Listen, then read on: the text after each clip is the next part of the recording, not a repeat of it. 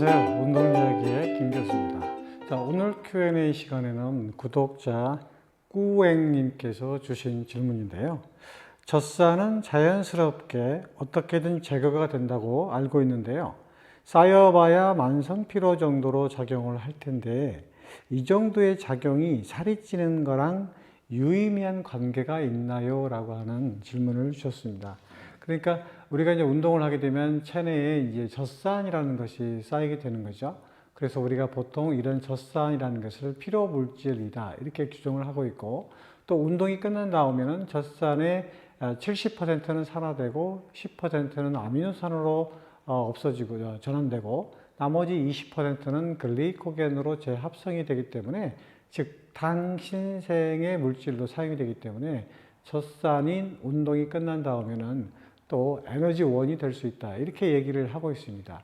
그래서 우리가 흔히들 젖산은 두 가지의 얼굴을 가진 이중 성격의 에너지다 뭐 이렇게 얘기하시는 분들도 있습니다. 자, 그러면 우리가 운동을 통해서 만들어진 이 젖산이 과연 살이 찌는 것과 관계가 있을까? 아마 이게 궁금하신 것 같은데, 그러면 우리가 먼저 무엇을 관계를 알아야 되냐면 운동과 젖산이라는 관계를 한번 따져봐야 될 것 같죠.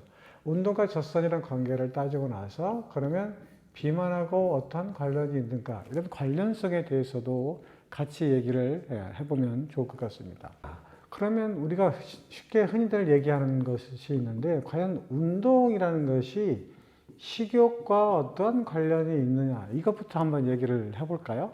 자, 많은 분들은 여기에 대해서 상당히 궁금해 하시는 분들이 많죠. 자, 운동을 하게 되면 나는 어떤 경우에는 정말 식욕이 없어가지고 살이 빠진다 이렇게 얘기하시는 분도 있고, 오히려 운동을 했더니 식욕이 더 증가해서 나는 살이 찌더라 뭐 이렇게 얘기하시는 뭐 두 부류의 분들이 좀 있습니다. 그러면 운동과 식욕과 밀접한 관련이 있고, 즉 이 식욕이 많다는 것은 결국 뭐와도 연관이 되면 비만과 연관이 될 수도 있고, 식욕이 떨어진다고 하게 되면 무엇과 관련이 있냐면 체중 조절이 가능하다 이렇게도 뭐 얘기할 수 있잖아요. 그래서 운동과 식욕은 굉장히 밀접한 관련이 있고, 이런 식욕은 결국 비만하고도 밀접한 관련이 있다 이렇게 얘기할 수가 있겠네요. 자, 그러면 우리 꾸앵님께서 궁금하셨던 내용을 좀 그쪽 중점으로 포커스를 얘기를 해볼까요? 자, 운동에는 크게 고강도 운동이 있고, 그 다음에 중강도는 빼고요, 저강도 운동으로 보통 중저강도 운동으로 이렇게 구분 지어 볼까요? 자, 그러면 고강도 운동을 하게 되면 과연 식욕하고는 어떤 현상이 있을까? 즉 고강도 운동을 하게 되면 우리 시상 하부에 뭐가 있죠? 식욕 중추라는 게 있어요. 이 식욕 중추를 자극을 해서 결국 식욕을 어떻게 하게 되냐면 식욕을 억제시키는 효과가 있습니다. 따라서 운동을 강하게 하게 되면 결국은 무엇을 억제시키냐면 식욕을 억제시켜서, 즉 체중을 떨어뜨리는 효과를 가져온다고 할 수 있겠죠.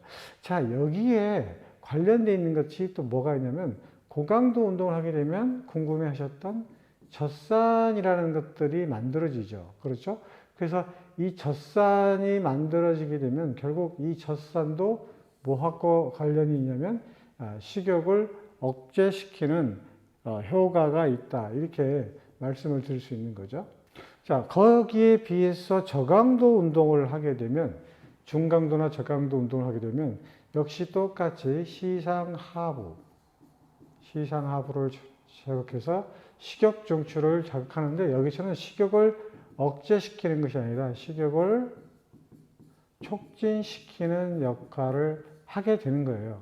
따라서 운동 형태로만 구분을 해서 보면 고강도 운동을 많이 하게 되면 보통 우리가 식욕을 잃는다는 얘기를 하죠.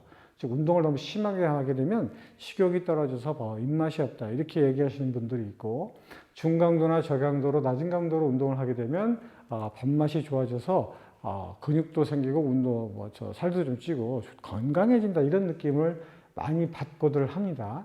그래서 운동을 어떻게 하느냐, 고강도로 하느냐, 중저강도로 하느냐에 따라서 이 젖산이 미치는 영향도 상당히 있고요. 그 다음에 또 한 가지 영향을 끼친다면 교감 부신계 호르몬이라는 게 있죠. 자, 교감 부신계 호르몬이라는 것은 무슨 말이냐면 교감신경도 작용을 해서 이러한 그 식욕 중추에 영향을 미친다는 거고요. 부신계의 대표적인 것이 뭐가 있냐면 에피네프린이라고 하는 그 호르몬들이 있죠. 이런 에피네프린이라는 그 호르몬도 결국 시상하부의 식욕 중추에 자극을 해서 식욕을 억제시키거나 식욕을 촉진시키거나 이런 거에 같이 작용을 한다고 보시면 돼요. 따라서 이제 꾸행님께서 얘기했던 젖산만을 가지고 본다고 하면 뭐 이렇게 말씀을 드릴 수도 있겠네요.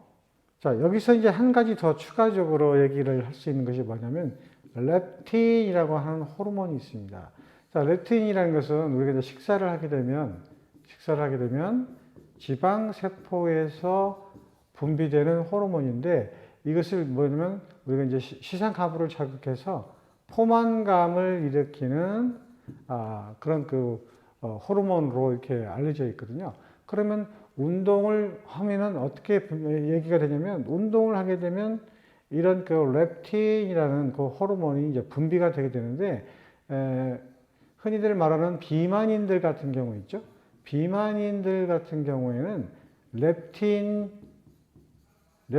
저항성이 굉장히 높게 되어 있어요. 그러니까 렙틴이라는 것이 분비가 되게 되면 우리가 이제 포만감을 느껴서 더 이상 식욕 중추를 자극하지 않고 음식을 절제할 수 있는 그런 능력이 생기되는데 비만인들이 살이 찌는 이유는 뭐냐면 이런 렙틴이 분비돼서 포만감을 일으켜야 되는데 이런 렙틴 저항성이 크기 때문에 렙틴이 분비되지 않거나 제대로 작용하지 못하는 현상이 있다는 거죠.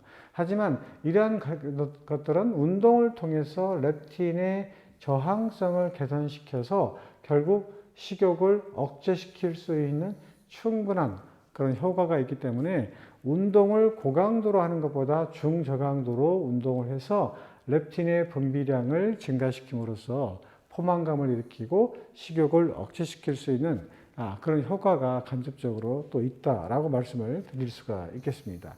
자, 이제 결론적으로 이제 얘기를 하게 되면 꾸행님이 말씀하셨던 젖산과 비만과의 관계는 어떤 관련성이 있느냐? 상당히 밀접한 관련이 있다라고 말씀드릴 수가 있겠고, 즉 그러면 어떻게 운동을 하는 것이 좋겠냐?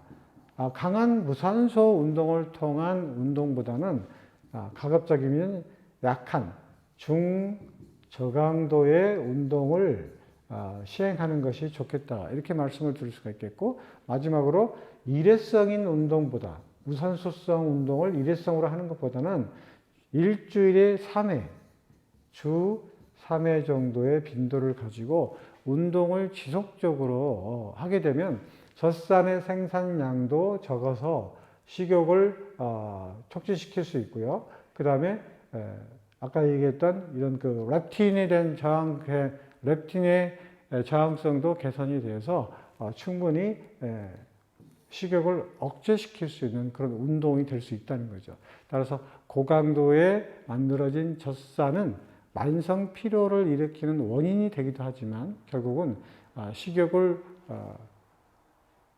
억제시켜서 상당히 그 비만을 예방하는 효과도 가지고 있는데 이것은 좀 결과가 좀 상반된 관계가 있어요. 식욕을 억제시킨다고 해서 다 좋은 건 아니기 때문에 이런 운동의 형태에 따라서 적절하게 조절을 하시면 좋을 것 같습니다. 자, 오늘 꾸행님께서 질문하셨던 젖산, 일상적인 운동에서 생기는 젖산이 과연 비만, 살이 찌는 것과 관련이 있을까? 뭐 여기에 대해서 얘기를 했는데 어쨌든 젖산에 대한 그 연구는 굉장히 오래 전부터 한 7, 80년 전부터 지금까지 꾸준히 연구되어 오고 있는 굉장히 핫한 아이템입니다. 그래서 이러한 내용들이 새로운 연구 결과에 의해서 자꾸 이제 바뀌는 경향이 있으니까 이 부분에 대해서 관심을 가지시고 꾸준히 찾아보시면 더 좋은 결과를 얻으실 수 있을 거라고 생각이 됩니다. 자, 오늘 Q&A 시간에 꾸행님의 질문에 대해서 답을 해드렸습니다. 다음 시간에 다음 영상으로 찾아뵙도록 하겠습니다. 안녕히 계세요.